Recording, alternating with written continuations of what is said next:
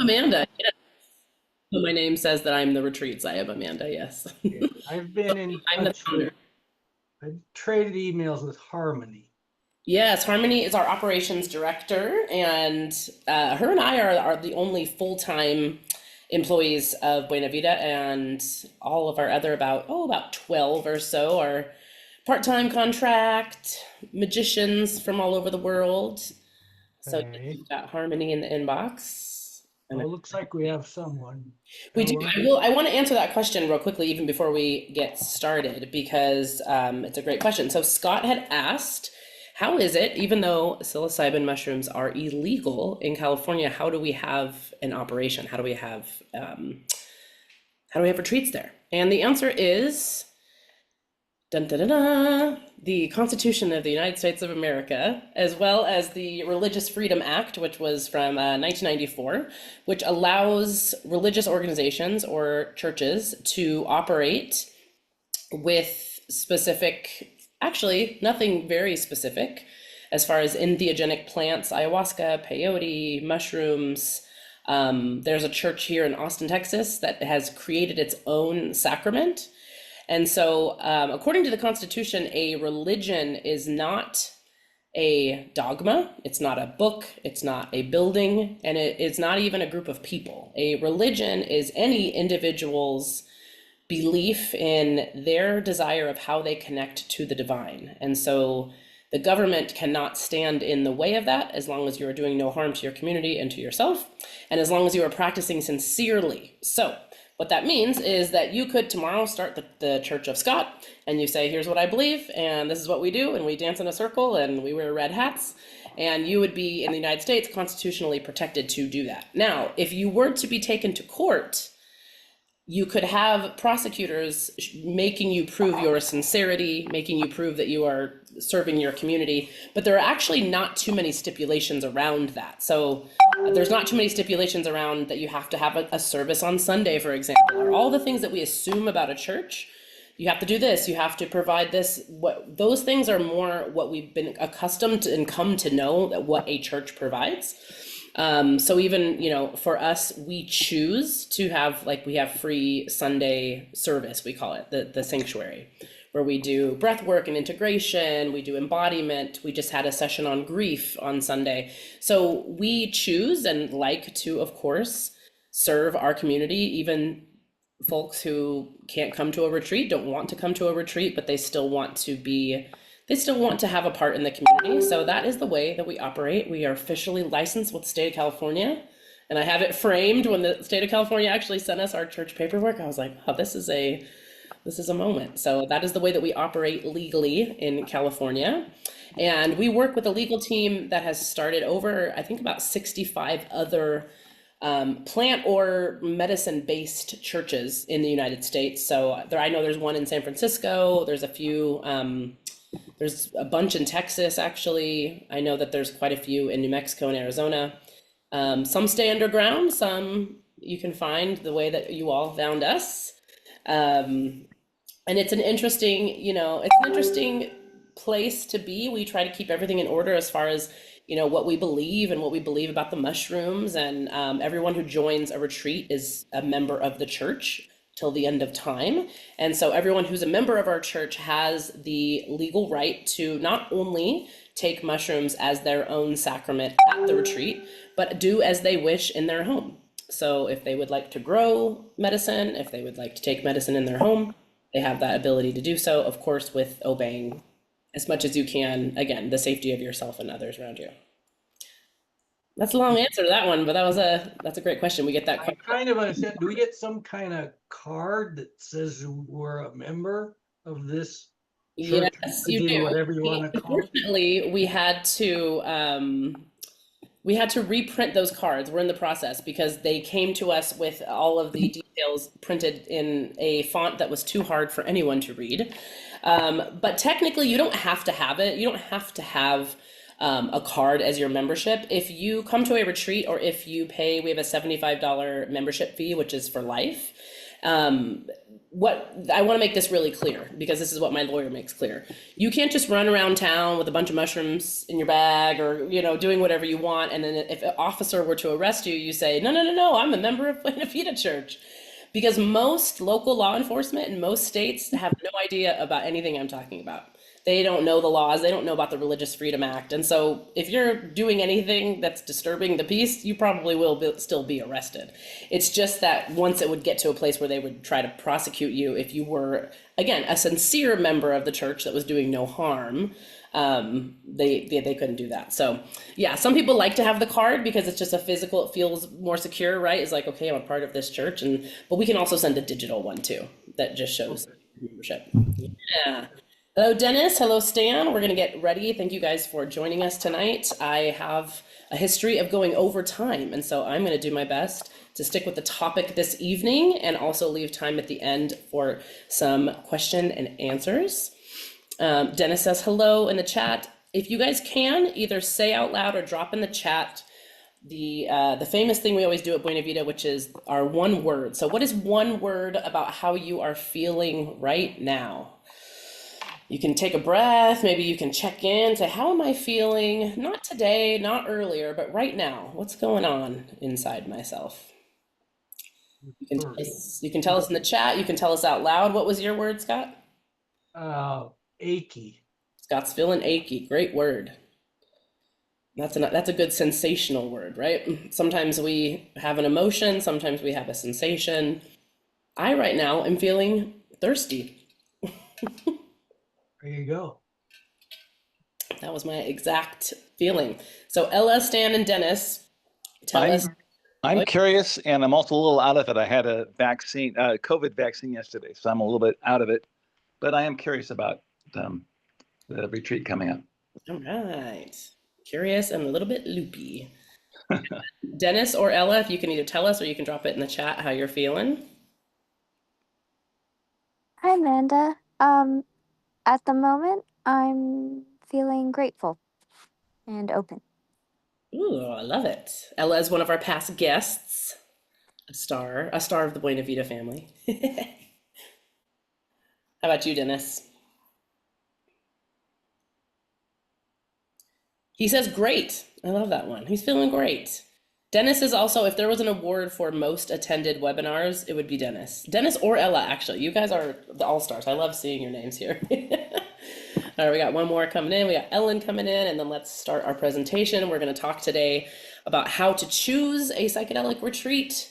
I was saying earlier on social media, this is not a promotion of Buena Vita. I want you guys to really be able to walk away from this with much more information about this world of psychedelics, of plant medicine, of retreats, and it's a very unregulated world. It's a very much a Wild West. And when I first chose my first plant medicine treat, it was almost 12 years ago. It was even wilder west, as you can imagine at that point. And so I've learned a lot since then, what to look out for. And, both the practical things you can do. And then toward the end of the presentation, we're going to do an interesting game together that is going to be testing our gut. So if you've ever heard that term, I'm sure you have, trust your gut. Maybe nobody ever told you how to do that or what that means. So we're going to play a little game at the end that's going to be fun. That's going to be testing how we can trust our gut when it comes to our gut instincts. Sound good? Let's see, who just joined us? Ellen, you just joined us. We were dropping in the chat or saying out loud our one word of how we're feeling tonight. So if you'd like to do that, we'll give you a little bit of time. How you feeling? We had great, we had curious, grateful, achy, I was thirsty. Can I get 3? Cold and wet? Cold and wet, sure. You can get all 3. I love it. All right, let's get going here. We are recording. Amazing. I'm going to share my screen. We're going to do a pretty short presentation. I want to be able to answer as many questions as possible. So keep your questions, write them down, keep them in the back of your brain.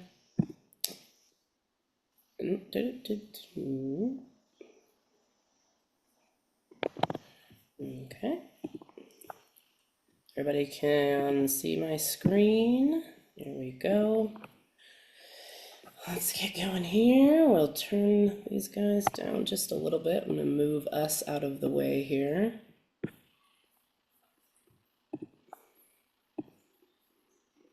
There we go. All right, tonight we're going to find our medicine, vet the leaders, that would be someone like me, trust our gut, and stay safe. These are all of the aspects that could probably talk about this for hours and hours, but we're only going to spend about 20 minutes. We're going to get right into it. You guys are already doing fantastic with our workshop, which is everybody is muted. Let's see, Scott went to the restroom, but we'll have him mute. Later on, when we do our gut exercise, if you want to turn your camera on, you can, if possible. And if you have a question, you can drop it in the chat, or you can save it for the end, because we'll get through just the presentation part, and then we will have a Q&A, as we always do. So tonight, we have already welcomed everyone in. We kind of all had a space to share kind of how we're feeling in this exact moment. We're going to be sharing from my personal experience the different medicines that I have had some experience with. Some I've had more than others, and what are the features of those medicines, and kind of depending on what your intention is, what should you be looking for as far as trying to find either a retreat, an event, or a practitioner. What is your strategy when you start to look at these different leaders, these different retreat centers? How can you vet them with intensity, as I believe you should? What are the safety measures that you can, both a checklist, you can just literally ask, that I believe every retreat center, every leader should be able to answer. And then we're gonna have our little trust your gut experience. Sound good? Oh, this one's getting big. I might have to move us out of the way. So you can read along, or you can just listen to me, because the way that I like to present, those of you that know me, I've spent many years studying improv, and I like to speak from my heart. So I brought up here of thinking about psychedelics and psychedelic retreats, ayahuasca mushrooms or psilocybin mushrooms, peyote or San Pedro cactus, both we'll get a little bit into the cactus, DMT and bufo, which are both forms of DMT, so 5-MeO DMT being a synthesized version, and then bufo DMT being the medicine of the frog, from the Sonoran desert frog, as well as ketamine. Ketamine is arguably a psychedelic or not a psychedelic, depending on who you talk to, but it's a very popular medicine. It does change your state of consciousness, and it may be considered a dissociative. It may be considered a psychedelic. It is being used therapeutically. And so I think it's important to speak about ketamine. So put up a little thing in the chat, or raise your hand if you have ever experienced ayahuasca. Anyone ever sat? Okay, we got one from Stan. Ever experienced ayahuasca? So I will speak mainly from the shamanic perspective, because that is my experience with ayahuasca. I worked for 3 years in Ecuador at a retreat center that was mainly ayahuasca and San Pedro cactus. Again, peyote and San Pedro, very similar cactus, mescaline-based medicine. And as you see here, I would think in the medicine world, ayahuasca is usually known as one of the strongest psychedelics in the world. It contains, what you see right next to it, DMT. I won't go too deep into the chemistry, but DMT, dimethyltryptamine, is both an endogenous and an exogenous chemical, meaning our body produces it naturally, as well as it is found in many plants and animals throughout the world. So your body, and you can start to tell what DMT may do to you under this experience. When you have the most DMT in your bloodstream is when you are born, when you die, and when you dream.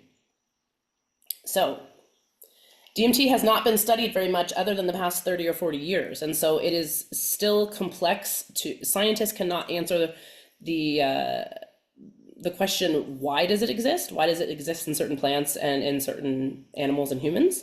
But we are starting to know that it does induce a dreamlike state, a trance-like state. You may have heard over the years, those that have near-death experiences, when they come back, right, having seen their life flash before their eyes. This could be part of the result of a flood of DMT when you're having a death experience or when you're crossing into those experiences. Also, many people who have sat with ayahuasca, I've probably sat in ceremonies with just hundreds and hundreds of people. Some people do have a death experience where during the experience they actually literally felt like they did die. It wasn't metaphorical. And so in the shamanic perspective, ayahuasca is known as the grandmother or the mother. So she is the most respected in many of the cultures. She is at the top of the totem pole of many of the plant medicines. And my personal experience is that it is a medicine to be deeply respected, deeply in humility toward, and she's not to be messed with. Meaning there's a lot of preparation that goes into ayahuasca. There's a lot of a specific diet. For those that are on certain medications, it is contraindicated with quite a few different medications. And so if you're looking for something that is, you might have to stay on certain mental health medications, sleep medications, ayahuasca is not the way to go at all. I would never sit with anyone unless I just completely and utterly trusted them, and I could speak to them about their elders, about how long they trained for, where they trained. And for me, and this is just a personal opinion, with ayahuasca in particular, it is such a specific lineage from a specific part of the world. So unlike mushrooms that grow all over the entire planet, ayahuasca is very much connected to the Amazon region. For that reason, I choose to sit with those that are in that specific lineage that have been chosen. So the medicine people I sit with have been chosen by their elders, chosen by their community to become medicine people. And maybe that's gatekeeping. I don't know. That's just my personal opinion, because the space that you go to, I want to trust someone that has a very, very deep relationship with that plant and knows how to help me navigate those spaces. Huge for emotional release, spiritual insight. It can also be very confusing and very tricky. So ayahuasca is not like you drink it and you're guaranteed anything. There's many people I've sat with over the years who don't have an experience at all. And they feel like, and this is a metaphor that one of my teachers used to use, is she's like a woman. Sometimes she wants to be with you, sometimes she doesn't. She has that female essence of like, I don't like you, or you had not prepared for me, or I don't feel. So some people will drink 2 or 3 or 4 cups of ayahuasca and have no experience. Mysterious. She's very mysterious in that way. Moving on to mushrooms, because those are my best friends. I put here warm to profound, right? Somewhere in that introspection with a lot of meaning and a lot of connection. So the mushrooms in the shamanic world are known as the connectors, right? The mycelium network is the largest biological compound on the entire planet. It is underneath everything. It is the internet of the planet. It's connecting trees to water to information. And so mushrooms have a way of showing us where we have lost our connection. Where have we lost our connection to ourselves, to our community, to our passions?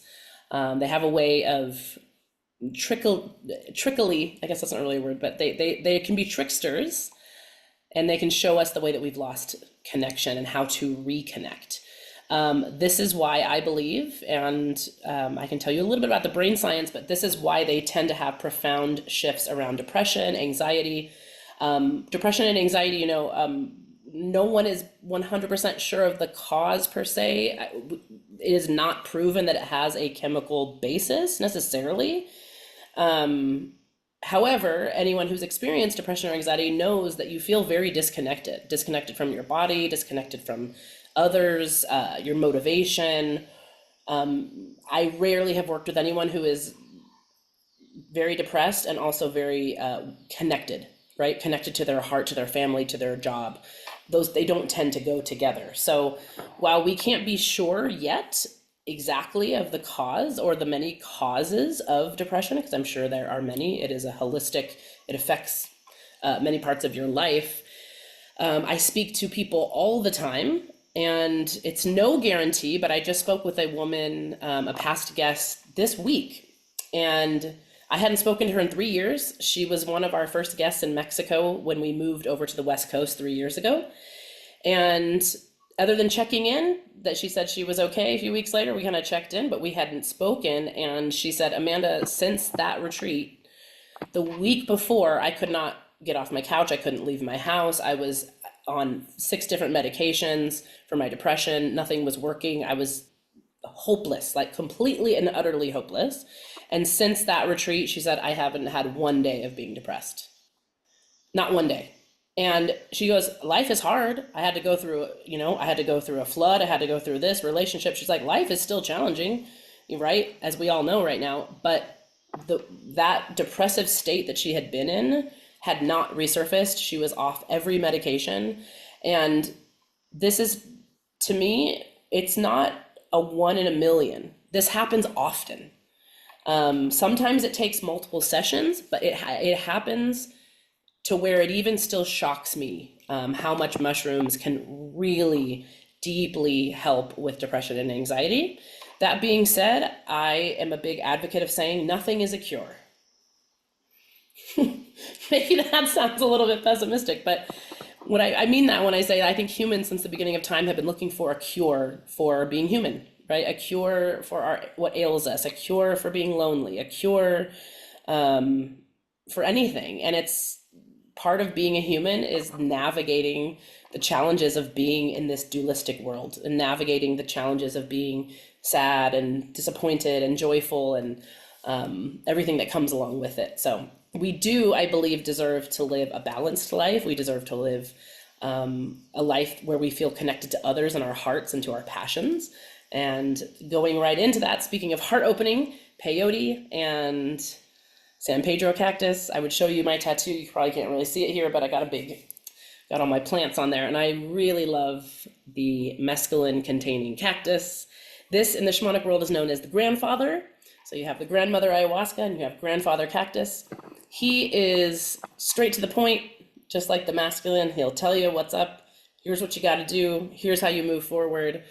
I like to think of the peyote as it's like a truth serum. It's real hard to lie to yourself with peyote. Like if you don't like being vulnerable and you drink peyote in a group, too bad. Like your heart is open, your truth comes out. It's very challenging. You'll find the ways that maybe you've been lying to yourself.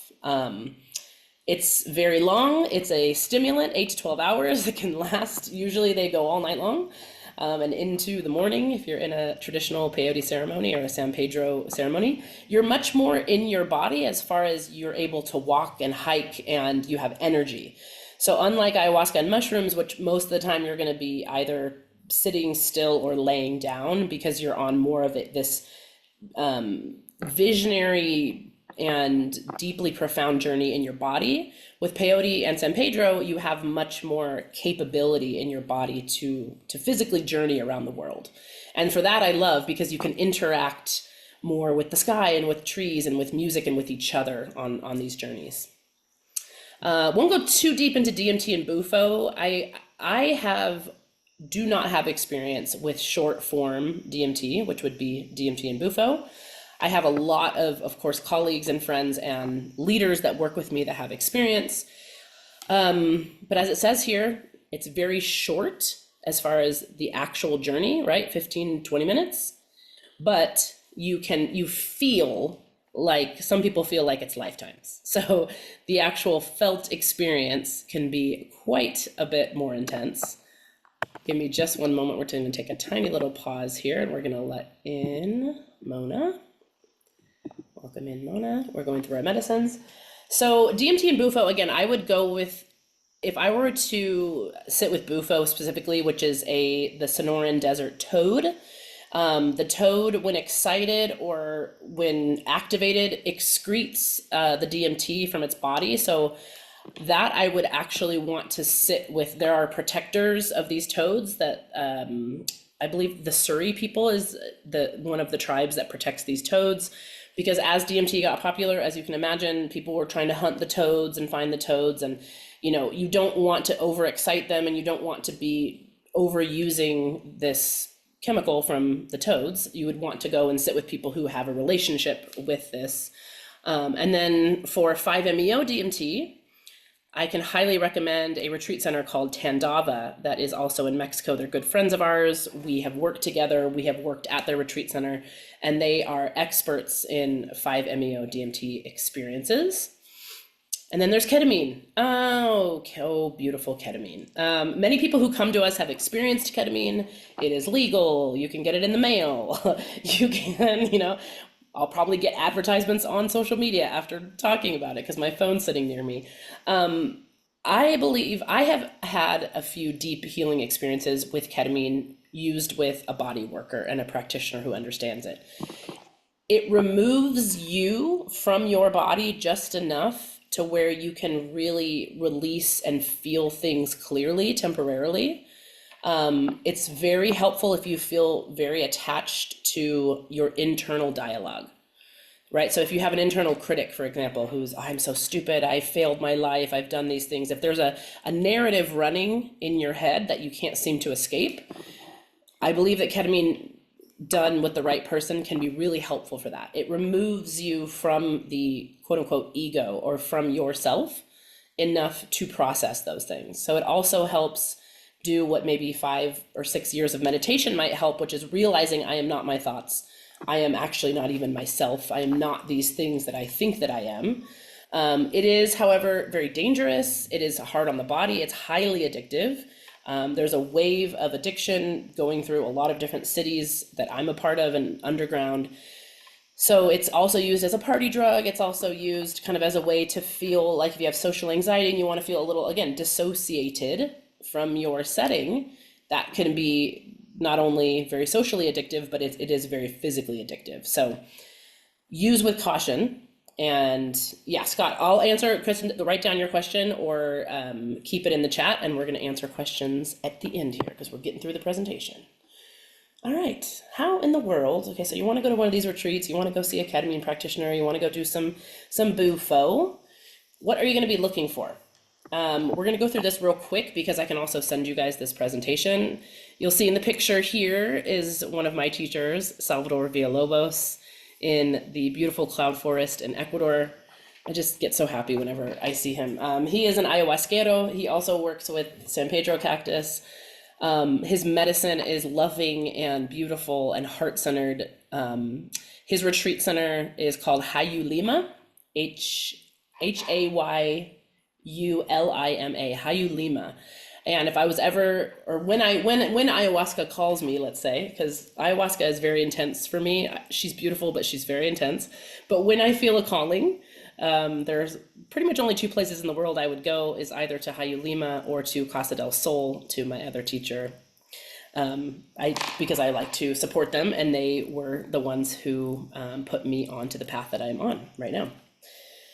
So as we're vetting a retreat, you maybe can't see, I'm not sure if you can fully see my screen of like the 3 different logos I have here: Google, Third Wave, and Retreat Guru. It may be that the names are blocking that, but this is something I learned back in my days of the old sales game when I used to work for Zillow, the real estate website. Oh yes, I had a past life as a salesperson. Just for a few years, but the internet is based on reviews, right? Everything we do, restaurants, people who are going to work for us, we always look up reviews. But it's really important to not just go to someone's website where they have a bunch of reviews that maybe they could have written themselves, or now we have AI could have written. It's really easy to make a website and then just write a bunch of fake reviews and put pictures of fake people. Look on multiple different sources for reviews. They should be pretty consistent. And even then, let's just be honest, most retreat centers, even myself, I can admit this, it's not that difficult to get people who had a great experience to write a review, right? So just having good reviews, there's a few retreat centers, I won't mention their name, that I personally know do harm and I feel are not acting in a correct way, and they have excellent reviews and have done actual harm to people. So there's a few other things we need to do here. Ask a leader to refer you to a real guest. So if you come to me and you say, hey, Amanda, I'm kind of interested in Buena Vida, but I want to talk to someone who actually went there recently, I will give you a list of names of people who have said, hey, have them call me. Have someone call me if they have a question about this. Have someone call me if they want to know about this. So that way it's someone a little bit removed who, you know, doesn't really, like, we're not paying them. They don't have any skin in the game, but someone should be able to give you references. The screening process should be where you're actually talking to a human. So I worked at a retreat center for years where it was, you could fill out an application, bing, bang, boom, pay us your money. We'll see you next week. There was no screening process. And that was dangerous because people were able to come having lied, having not signed any sort of telling us what medications they were on, if they were going off. So we may have a kind of intense screening process that we do where we see you face to face, you do an application, and you sign a third agreement once you get to the retreat saying that everything you said was true. Because unfortunately, people can fib and not always tell the truth because they want to come to a retreat. So knowing that the other guests that are with you have been gone through the same screening process is going to really protect the group and protect any emergency situations that can happen in these very, very delicate spaces that we're going to. Sometimes at a retreat center, you might talk to a staff member who's like, hey, I'm Joe, I do the calls, right? But Joe doesn't lead retreats. Joe doesn't actually sit with people, can't really answer all your questions.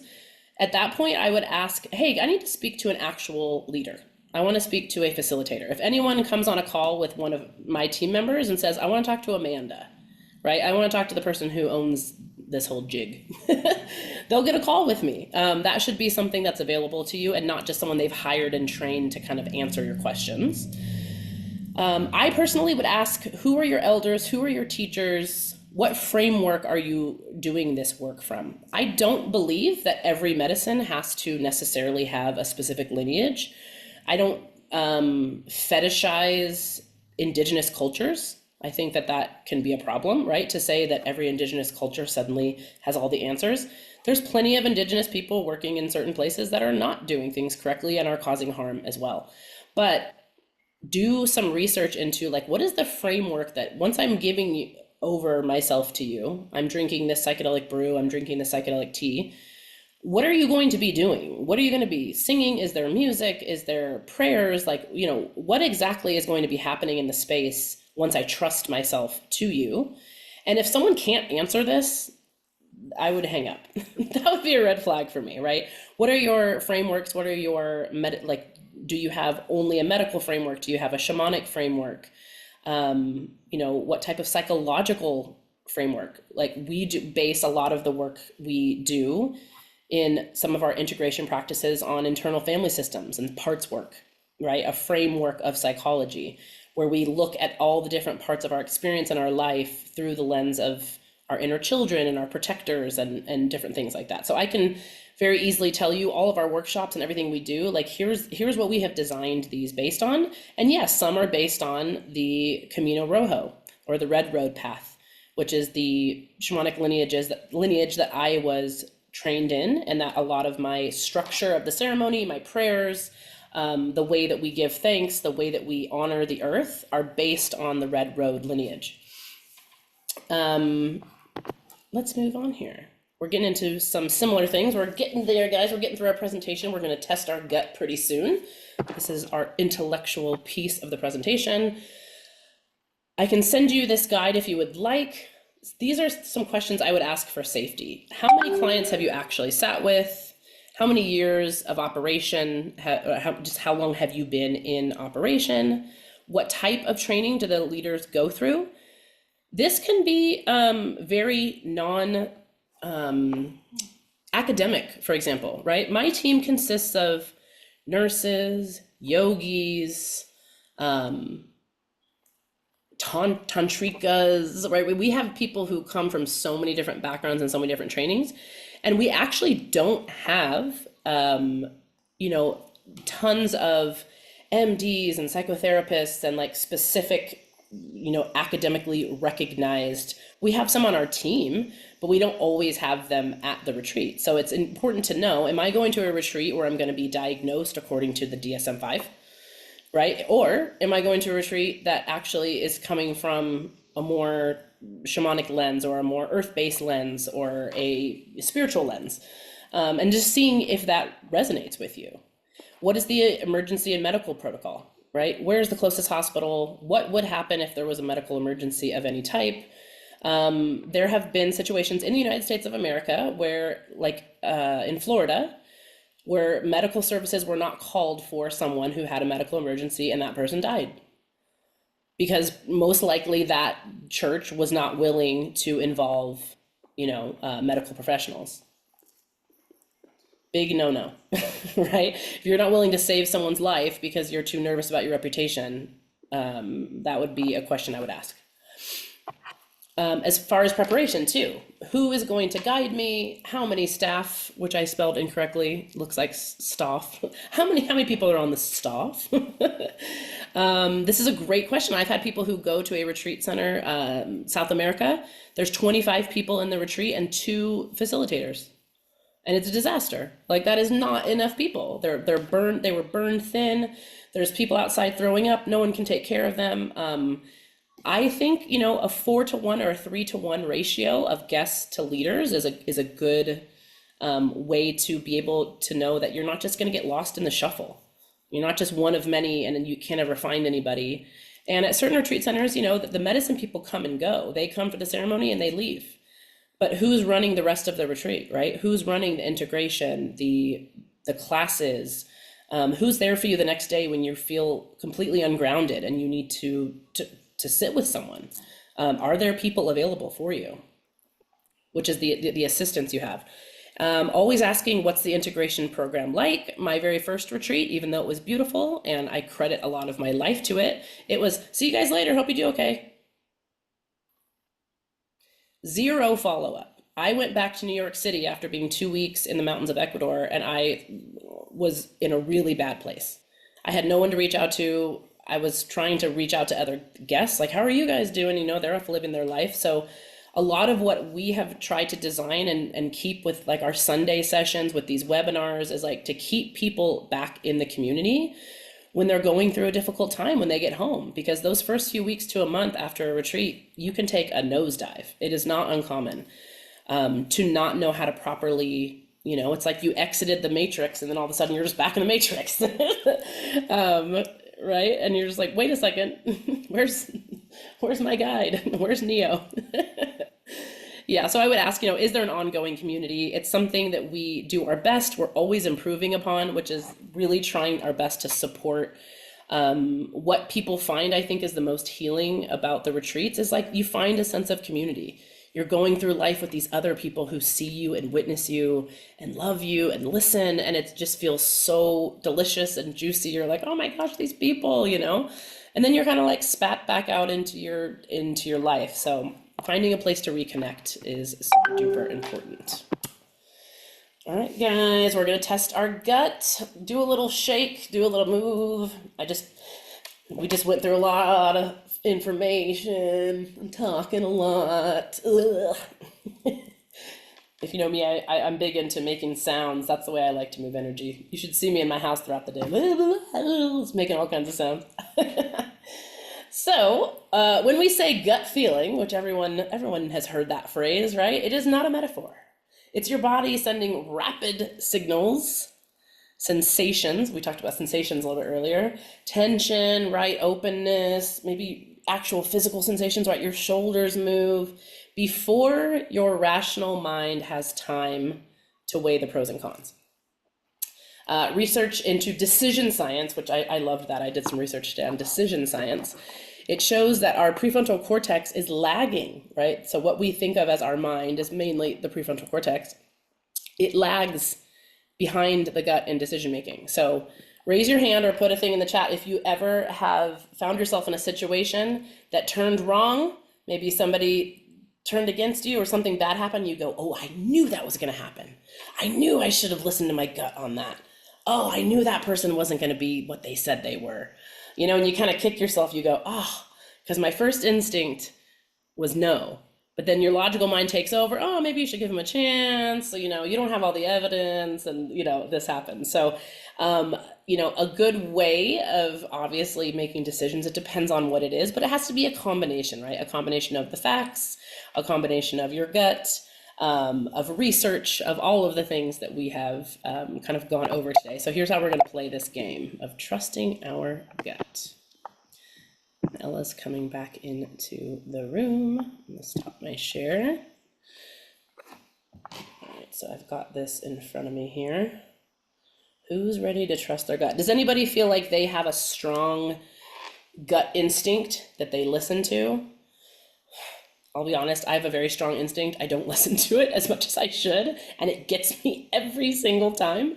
The reason I want to do this game is because I wanted to teach you a little bit more about what it means to trust your instincts, because this has been lost in Western culture completely, obviously, in the last 350 years, right? The Renaissance came about the idea, right? I think, therefore I am.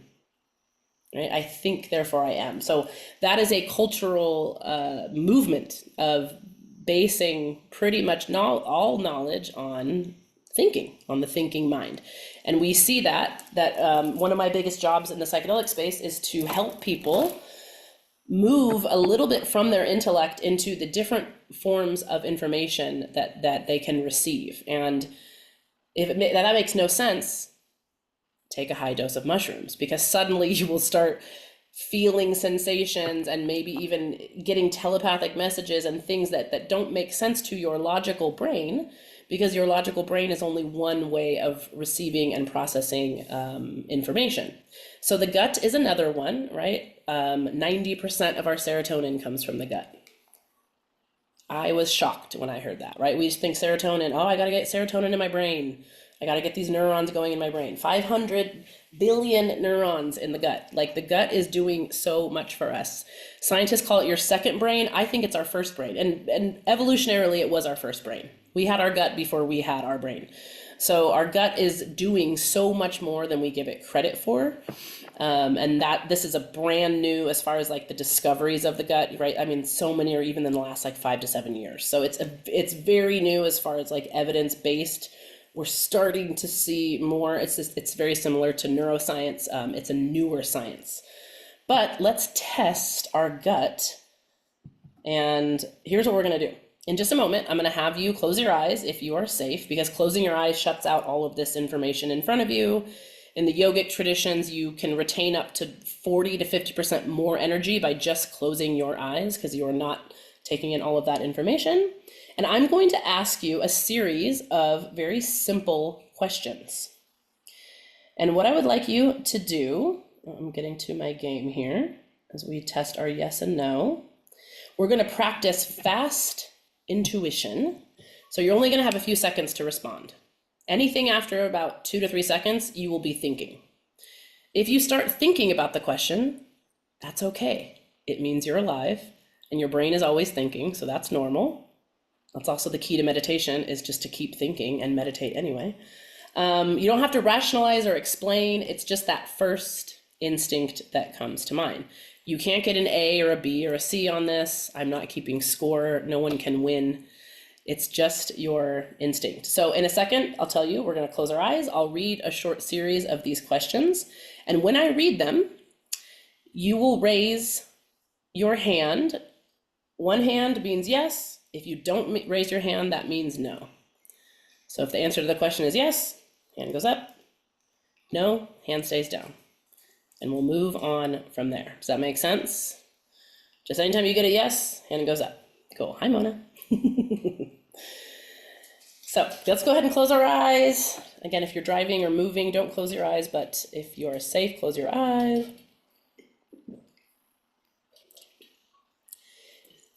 Notice when you close your eyes, if you can, see what happens to your breath. My breath always gets deeper the second I close my eyes. It's just natural. It's that end of the day breath that take a few moments to begin to feel the sensations of your body. You can feel your sits bones on your seat if you're sitting. Consciousness is nothing more than this, that when I say, go ahead and feel your right foot, You can focus your attention, your awareness can say, oh, there's my right foot, there it is. And then you can feel your left foot. You can listen to my voice. We're just starting to pay attention to subtle sensations. If you take a deep breath, maybe you can feel your stomach a little bit when you take that breath, your lungs.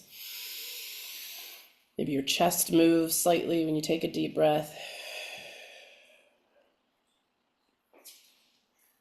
But in this game, we're just going to focus on sensations. Maybe you'll get a nudge. Maybe you'll get a little tick, a little twinge. Something might happen in your body as I ask these questions. And if not, that's okay. We're just playing a fun game for practice. So with our eyes closed, again, you raise your hand if it's a yes, and you keep your hand down if it's a no. And we have just a few seconds to answer. First question. Would I say yes to a weekend trip offered to me right now? Second question. Do I want more stillness in my life this week?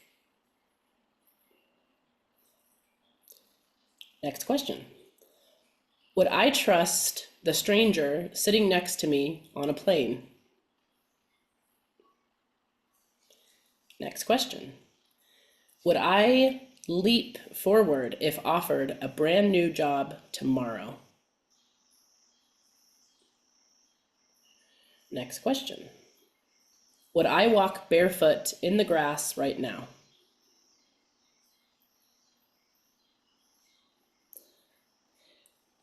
Next question. Do I secretly want less responsibility than I currently have?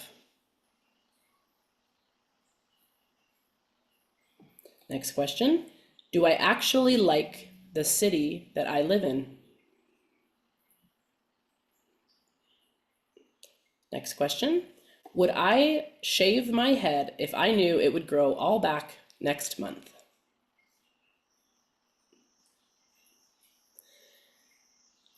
Next question. Do I trust myself more than I did 5 years ago?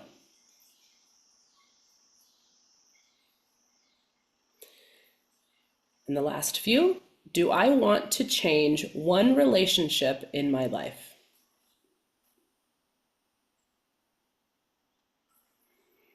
And the last question. Do I think I am more intuitive than logical?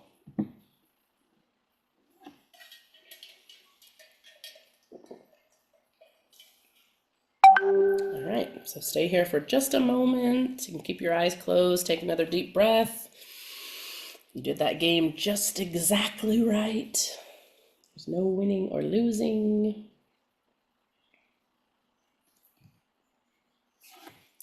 We're learning to recognize and obey our first signal before analysis comes in. So just take a moment there.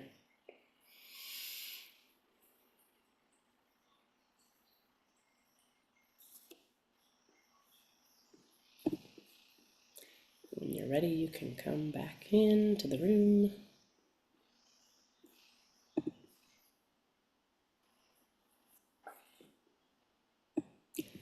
Kind of fun, right? I had a feeling I was like, oh, I hope they don't think I'm going to ask them any terrifying questions. Because as I was reading these, I was like, ooh, I know what my instincts are too. So if you want to unmute, we'll have just a few minutes here to discuss this, and then we'll go into just our question and answer for today. But the questions I have for you to kind of debrief this game is, did the gut, like that first instinct, did it feel in your body like a yes or no, like an openness, a tension, a contraction? Did you notice it anywhere in your body, like your chest, your throat? Like, did you feel the sensation? And did your mind try to override any of the questions? Like, did your mind go, I know with the city one, right? Like immediately my mind could be like, oh, do I want to say this? Like, do I want to say that I don't like the city, or should I like, right? It immediately went to kind of logical processing. Um, and there was a few questions that I even noticed in myself that I could, like the grass, right? My mind immediately went, well, I don't really I have like really sticky, yucky grass outside my house right now, and I don't want to walk on that grass. But if it was really nice grass, if it was really soft, like, and it was just interesting to notice when the mind took over and started putting in information. When instinctually, like, of course I want to, like, for me, of course I want to walk on grass, like that I love that. I think it feels so nice. So yeah, I'd love to hear from a few of you guys. What was that like for you to answer on instinct?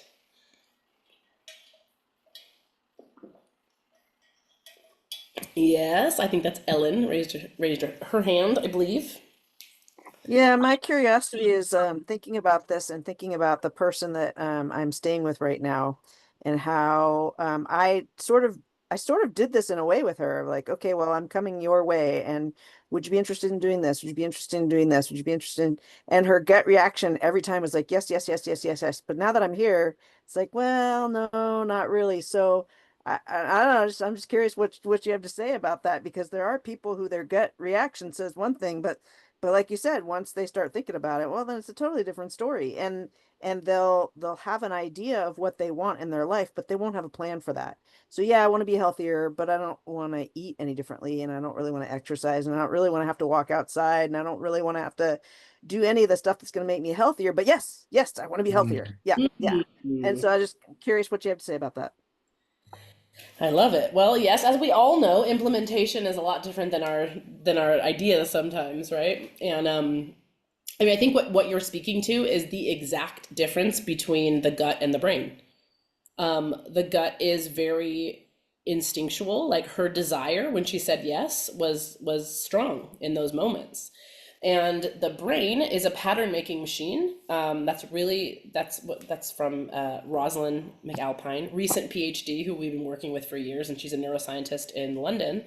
The brain is a pattern making machine, and the reason that's helpful for me, and I say that all the time, is that so much of what we do that is based in the brain trying to keep us safe is harmful to us, right? So we may want to eat healthier and go out and meet friends, but like we have an abandonment wound and we have an attachment, we have our brain telling us like that is dangerous, you can't do that. Remember what happened last time that you did that. So reprogramming and repatterning the brain is very challenging. It's what all mindset work is based on. It's what all like anything is based on, is like how do you actually get yourself to do the things you want to do. So our gut may be saying one thing, but it's another thing to be able to have the consciousness and have the awareness of like, oh, that's interesting that I said that I wanted that and now I don't want to. Like let me look through my patterns and like what my fear is. And so that's a deeper practice, I think, is the reason we do things. But for most of us, anytime we self-sabotage, anytime we do something that is against our values or is against what we said we wanted to do, most of the time that is our brain trying to keep us safe in some way, even if it makes no sense at all. Even this is why, this should give you a lot of compassion for yourself and others.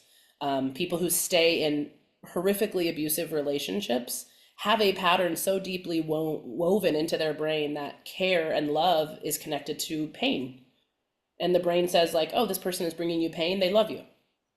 And that's, it's really hard to see from the outside, but a lot of times you can't override that even with logic, even with, I shouldn't be staying here, I shouldn't be doing this.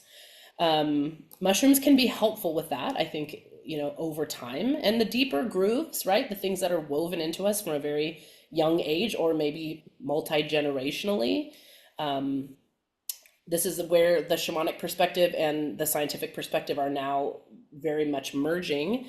In a lot of the Native American tribes, they have a part of their prayer is they say, we do this work, meaning we do all of this work for 7 generations before and 7 generations after. And many of the blessings you receive are for 7 generations forward onto this earth. And we now have seen with DNA science that addiction and a lot of trauma is held in our DNA for 7 generations. So think about your great, great, great, great, great grandfather and mother and what they went through, right? Think about the trauma, think about the poverty and the war and the things that they experienced. Those are patterned into the code of who we are. So it isn't even necessarily just our own life experience that causes us to act in the way that we do.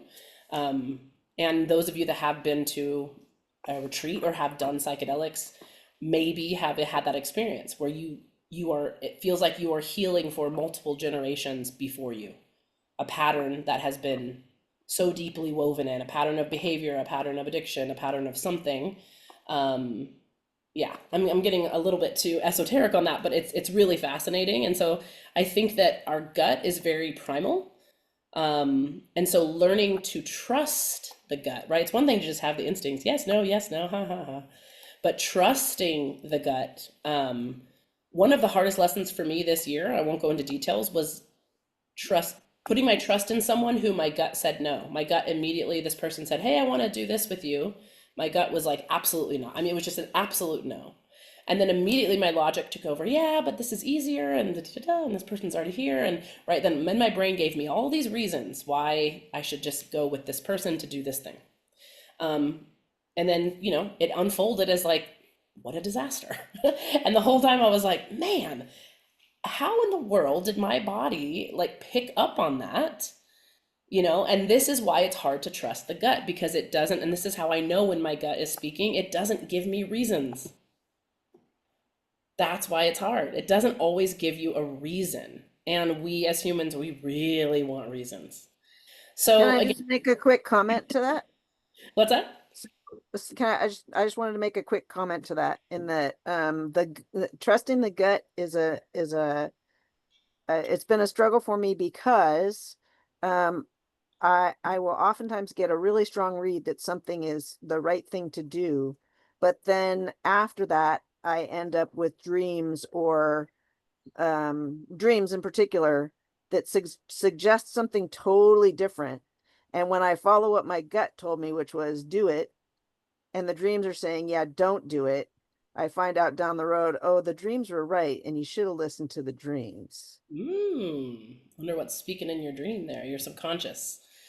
This is a fascinating topic, and I think you have to play around with it, and you have to, also, a lot of us, I know for me, I've been working this year on like making my gut healthier, because when we have a totally messed up gut, right, that's like everything is turned around and we're eating all kinds of crazy foods, like that's a lot probably harder to trust an unhealthy system too, because those microbes, I can send you a podcast on this. It was just absolutely fascinating. My jaw was on the floor the whole time. It was a man who's an expert in the gut, and what is happening in there, and like the creatures and the things that are happening in the gut is like, it's just unbelievable what a system it is. It's like an entire universe that's going on in our body. And when it's out of balance, and when there are things that it doesn't like, or that it gets too much of one thing and not enough of another, it really can influence us like really, really heavily. And what we are starting to see that are like severe mental disorders, some are being cured by like just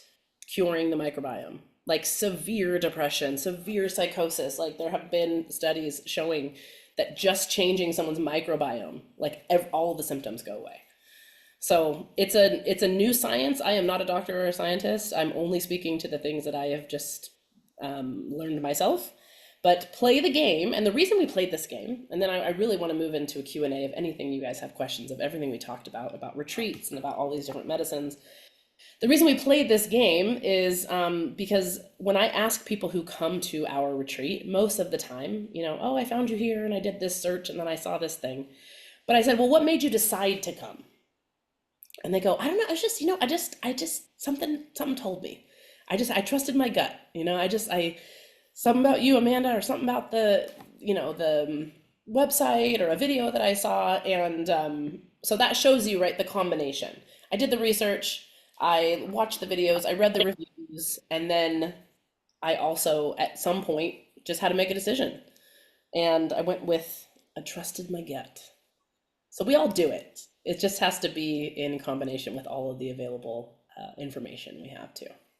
And if you're an overthinker, one of my favorite phrases, I say this on every call I'm on, overthinking is under feeling. Overthinking is under feeling. And if you don't know how to feel, to just sit quietly with your body and allow sensations to arise, it can lead to chronic overthinking. And the magical thing about the brain, have you guys noticed, it will never stop overthinking. It's like, oh, you want to think some more about this? Great, let's keep thinking about it. Your brain will never, or your mind, let's say, not your brain, your mind will never tell you, we've had enough of this today. I think we should stop thinking about this. Like, it will keep going. So if I'm trapped in a decision or a situation, could I have said this? Could I have done that? I tend to just be like, all right, I'm dropping the story right now. I'm gonna sit down and do one of the hardest things to do, which is just sit with yourself and be quiet.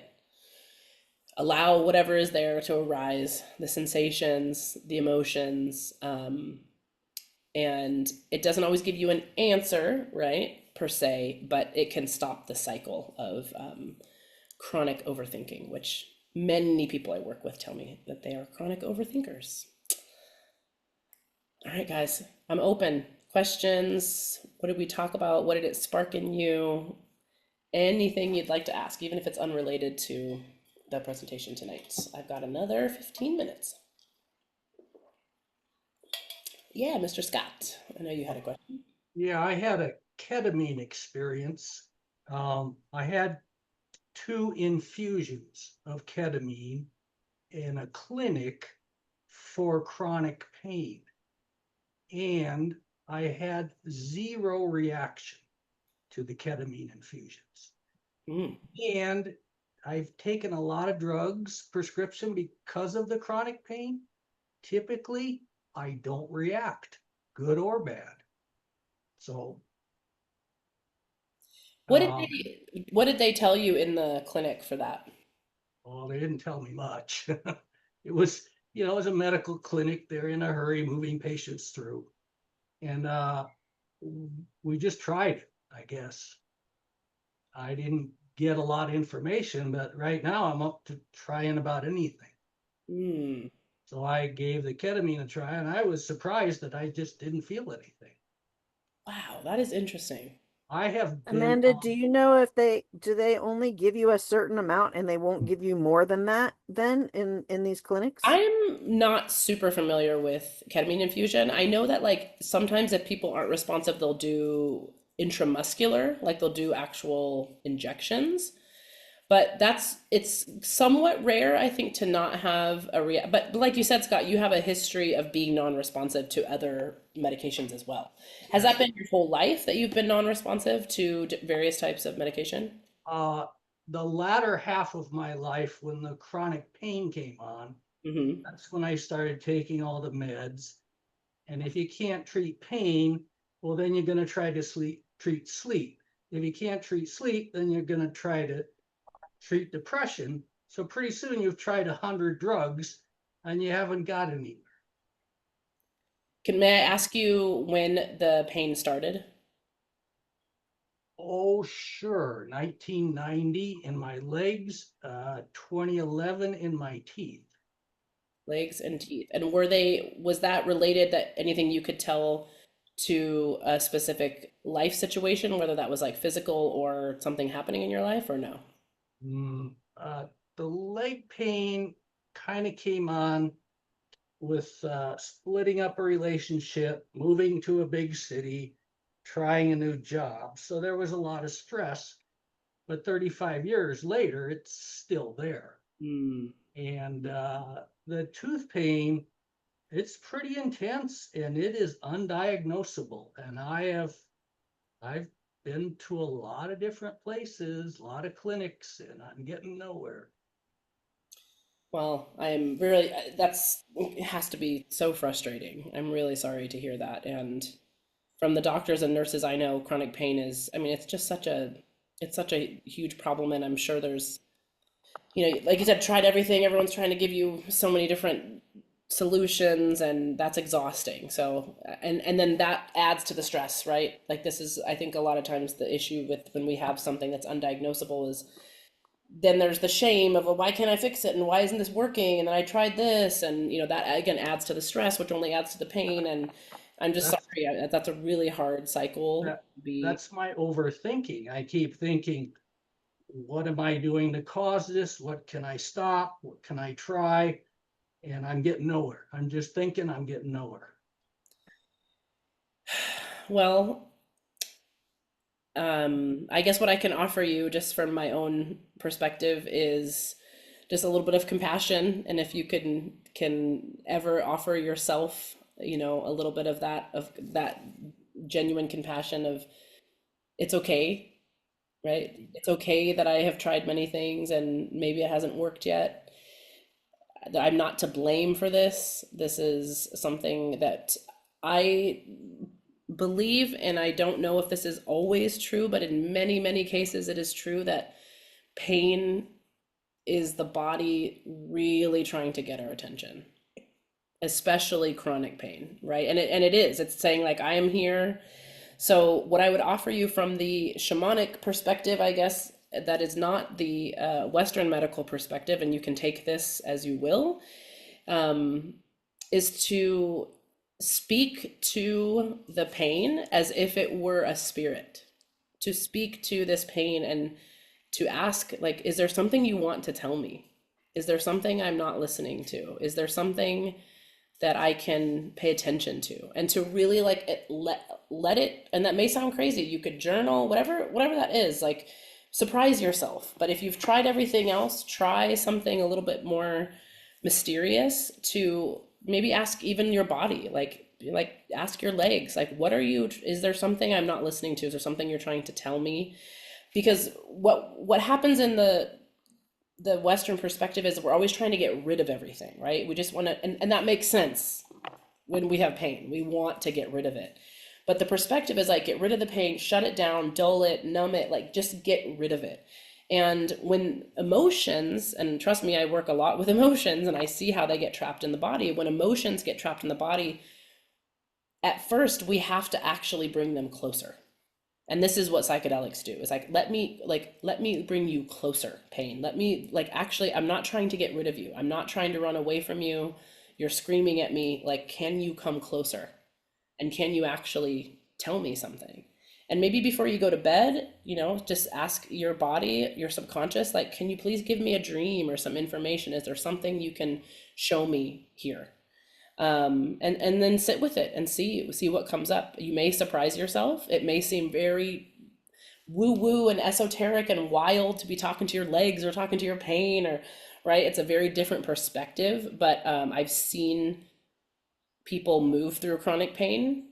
And I really do think that many times it can be like those stressful times, like you said, a lot of things happening at once that somehow get trapped in the fascia. They get trapped in the body, and can get worse over the years. And especially when it's non-responsive to all these medications. So you're doing great. You are trying, you are showing up for yourself. Give yourself a break. There's nothing to be ashamed of. There's absolutely nothing to be ashamed of. It doesn't surprise me that there are many, many conditions, and I talk to people all the time that don't have a cure, that don't have a reason, that have not been discovered yet. So that's okay. It's nothing you're doing wrong. And just, yeah, keep going on this journey. I'm unsure about the ketamine. Maybe it might have been just something chemically in your body where it was not being let in or accepted. But yeah, I'm unsure about, it would be interesting to sit with you with mushrooms. I mean, potentially even like ibogaine. Ibogaine is something we didn't go over, and you can do some research on that. But ibogaine is extremely powerful, and you need to have medical supervision with ibogaine. It's a very, very long journey, but it can really get to, from what I've heard from people I know that work with it, it can get to the root of very, very deep pain. Emotional pain, physical Can you pain. give me a quick spelling of that? Yes. IBO Okay. GAINE. I'm not good at spelling. Yeah, I'll put it in the chat. IBOGAINE. It's an African root. And it's a very, very long psychedelic journey. I have a podcast I can link you with one of my friends from a few years ago who had extreme, I need to link you this podcast. He had Lyme's disease and it's just absolute extreme flare-ups for like months on end where he could not get out of bed for months, like couldn't play with his children, couldn't move, couldn't do anything, like extreme chronic pain. Um, like he was very, very much at the point of suicide. It was just like these things would come and go. He eventually found a man in Costa Rica who was kind of like a magical, he'll tell you the story on the podcast, magical, weird, very strange medicine man from the mountains. I met this man, very strange. And he said, come up to the mountain with me for a week. And he's like, I'll help you. I promise, I'll cure you. And he was like, what in the world? And he sat with, I think, a few different medicines, but ibogaine was the one that literally cured this man. And like when I was with this man in Costa Rica, he's throwing his kids around the pool, he's running around, he's completely healthy. And what he had to face in his journey was a deep wound with his father. Just a very, very deep unforgiveness, resentment. And he was shown through that journey the connection between this pain that he held and what was going on in his body. And yeah, I'll link you. I'll link you to that podcast. His name's PJ. It's absolutely incredible. And just hearing his perspective on, and you'll hear in the podcast too, all of the clinics he went to in Mexico and here, and he's going to this, the pain. He's like, just again, same thing, and used all their money, right? Mortgage the house, like do everything to try to figure out what was going on. And again, the guilt and the shame he felt of like using all the money for his family and that he can't play with his children and like all these, the same things were really happening. What is the name of my podcast? I'm forgetting it right now. It's called What a Trip. You will send that to me? I'm going to put that in the chat. Do you have access on Zoom to the chat? Oh, probably. I don't know Zoom very well. It should be along the bottom of your screen. There should be a chat there. Yeah, I see it. Okay, here we go with PJ. I'm going to put the link to that podcast. I think that will, yeah, listen to his story. And I mean, he's a friend of mine. So if you would even like to talk to him, I'm sure he would be open to that. But I'm going to add just something real quick. I did learn Vipassana meditation, and it helped me quite a bit with my leg pain. But my tooth pain is so intense, I can't meditate. It's just too intense. So that's just a comment. try, if you can, breath work of any type. Breath work for me is a lot easier to get into than, I mean, if you're experiencing pain, it's still going to be painful, but it's not as much stillness. It's more actually giving your mind something to do. Breathe in for 3, breathe out for 2, and it puts you into a similar brainwave state. And yeah, listen to that podcast, see how that feels. And if you've tried everything as far as discovery and getting rid of the pain, unfortunately, it's time to lean into it. Let's see what this pain's got for you. Let's see if it's got a message. Maybe it does. Maybe it does. It's as hard as that I sounds. don't like it, but I'll let somebody You else don't. do it. I know. Thank you for sharing that story. Sure. Yeah. Amanda, is there another way to access that podcast? Because Spotify won't let me in while I'm out of the country. Oh, really? It's having issues, huh? What about like it's on? Yes, there is another way. Let me give you just the direct link. It's on a service called Libsyn. I'll find it for you. Where are you right now? Aotearoa. Oh, I missed that. Where are you? Aotearoa. Oh, I don't know where that is. Yes, you do. You just don't know the native name for it. I don't. Is it New Zealand? It is. I got it right. Does no one else? That's why I'm cold and wet. It's dumping rain right now and sleeting. Oh, winter, huh? Quite. Yeah. Okay, I linked you to the that one should hopefully work. I don't think that Great. one is Thank you. based. All right, guys. Anybody else got some questions for me? I got a little bit more time. Yeah, Stan, go right ahead. Um, okay, hi. Thank you for all that information. That's great. Um, so I guess just logistics wise, do you have a certain strain of mushrooms that you use? Yes, great question. We work over the years mostly with golden teachers, which is Okay. very traditional, classic, and I just love working with golden teachers. We Yeah. also tend to use either albino penis envy or penis envy mushrooms, Okay. which are much more somatic and sensual. So they heighten the senses quite a bit. Yeah. For people who are newer to mushrooms, they can be they're strong. So per gram, they have more psilocin, so they have more effective medicine in them. Yeah. And I think the combination, I tend to do about 75% golden teachers, 25% the albino penis envy, which is good for people who feel disconnected from their body and feel like they're always in their mind because it shows them the sensation of what it's like to be fully in your body. Right. And the teachers are just so traditional and classic and like they do teach and they're very Yeah. that way. Yeah. Yeah, very Like good. you know a little bit Um, about the strains of mushrooms. yeah, no, yeah, I'm curious. Um, it, is the way the retreat is scheduled? Do you need to get a ride home afterwards, or is it overnight and you can drive the next day? That kind of thing. Oh yeah, so all of our retreats are between 4 to 7 days. So Okay. we don't do one session or just it's not like more of a clinical model. It's definitely a holistic container. And Good. I will always do at least two ceremonies or sessions. So even the 4 to 5 day retreats are still two full therapeutic doses. And Good. there is on the shorter retreats, the second dose is earlier in the day, so you still have all of that evening and the whole next morning for integration and breakfast, and you'll be completely Oh, good. to go. Good. You may still Yeah. be, still a little bit emotionally like, "Whoo, that was big."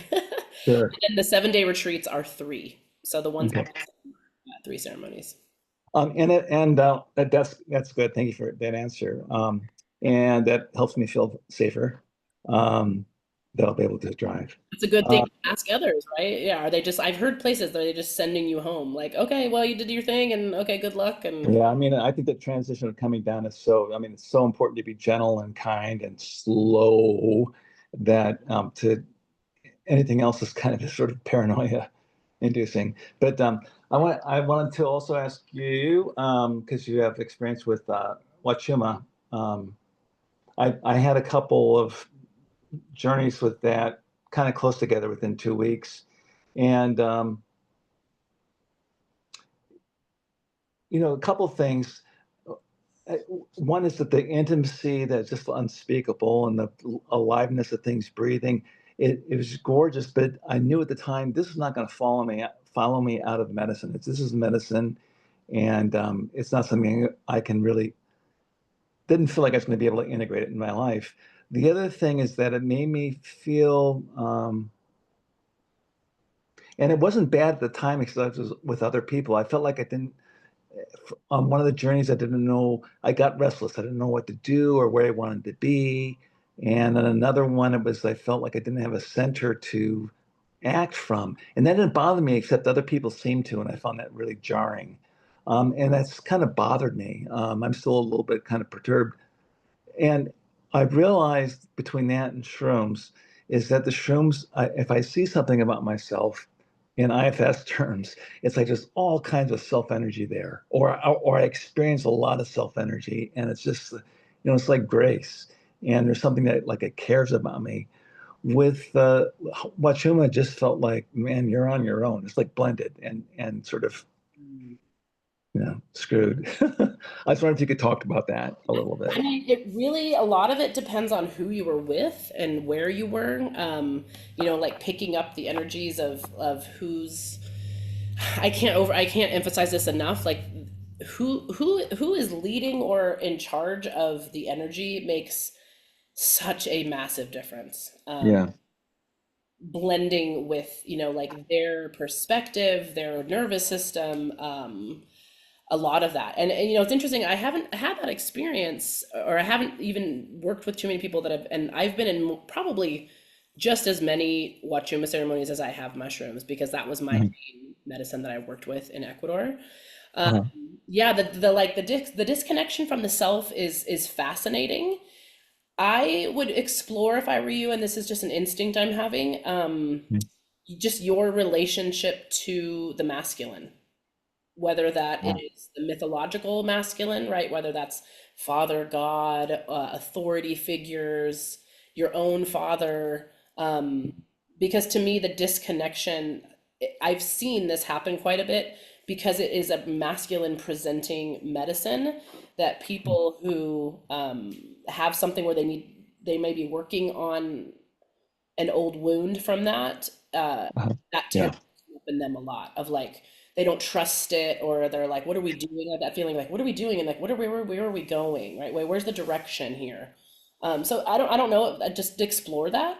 That's very interesting. No, that makes a lot of sense. Like one of the things came up was like I had three older brothers, and you know, bullied some and always treated like incompetent and stupid, etc.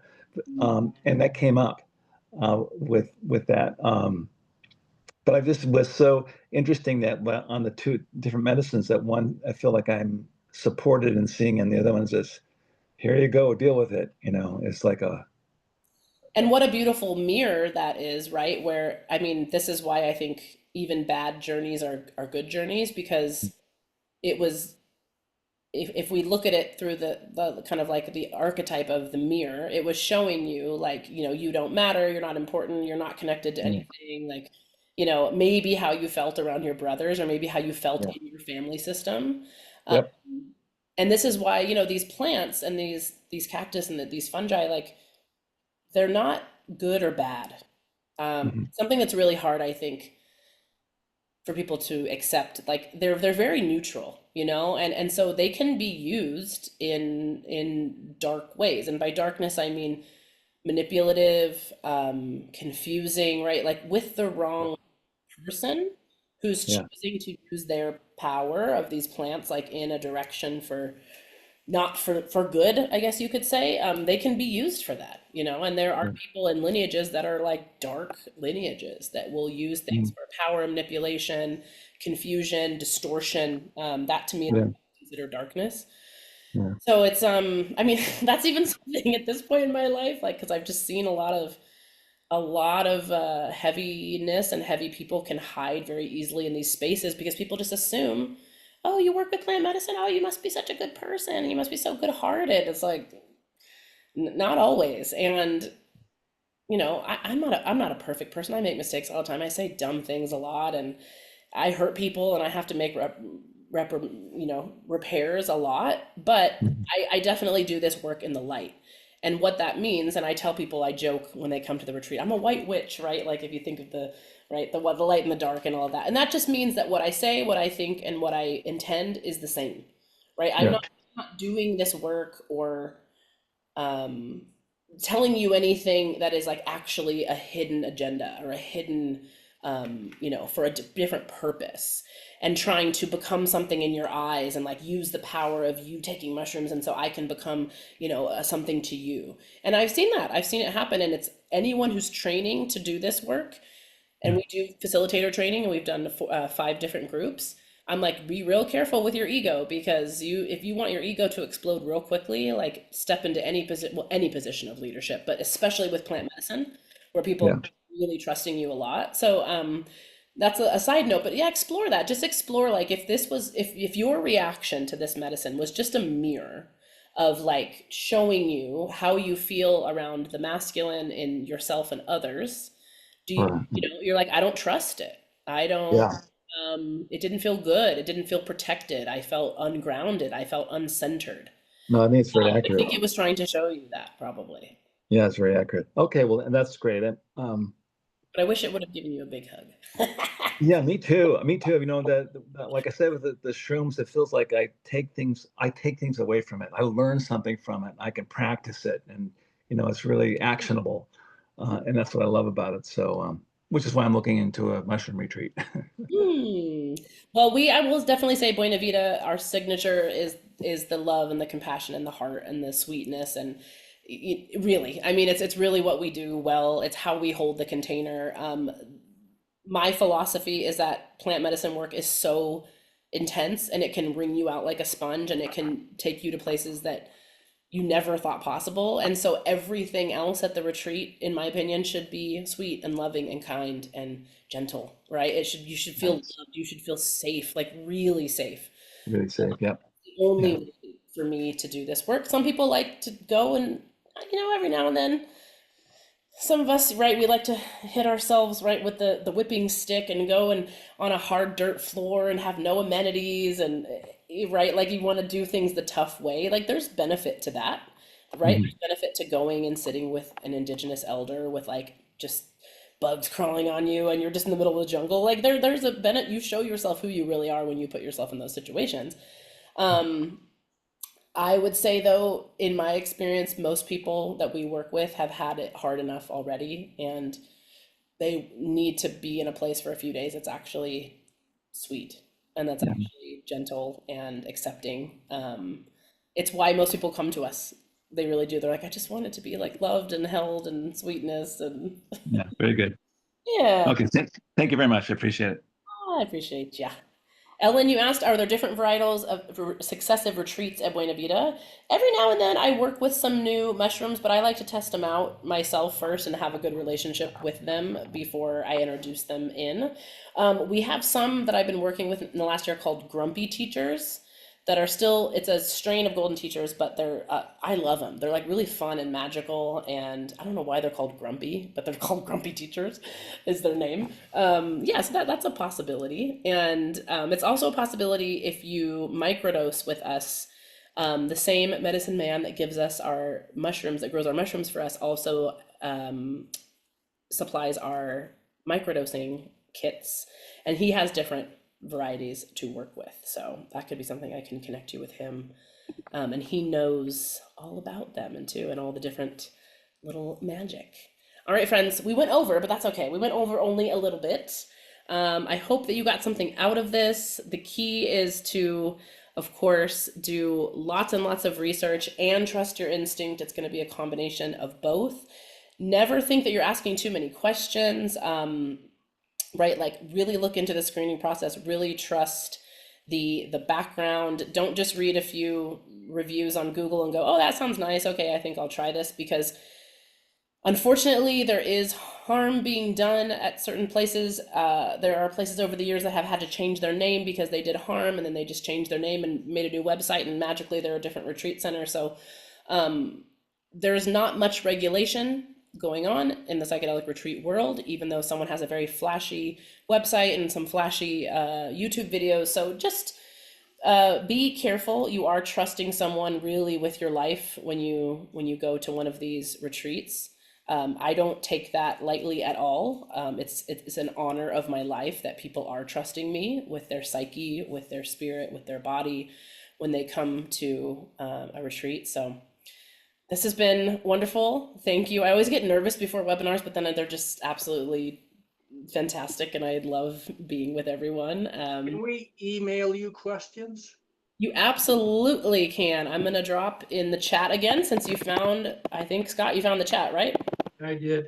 Okay, congratulations. Don't worry, I've been doing Zoom for like 7 years. I still don't understand it, so it's fine. There's our email, and that will go to either Harmony or myself. We're the only one Okay. in there, and we love getting messages. We just announced 2 more retreats this fall. We have a 7-day in Mexico, November 22nd. We also have 2 more late November retreats in Joshua Tree. So in Joshua Tree, we are doing, we actually extended those ones to 5 days and 2 ceremonies. And in Mexico, it's 7 days with myself. I am leading the retreats in Mexico these days. And if you would like to know anything else, reach out. We'd love to have a call with you or just chat through email. And we'll hopefully see you in Mexico or in California, out in the Wild West, Joshua Tree. All right, friends. Buenas noches, as we say. Good night. Thank you.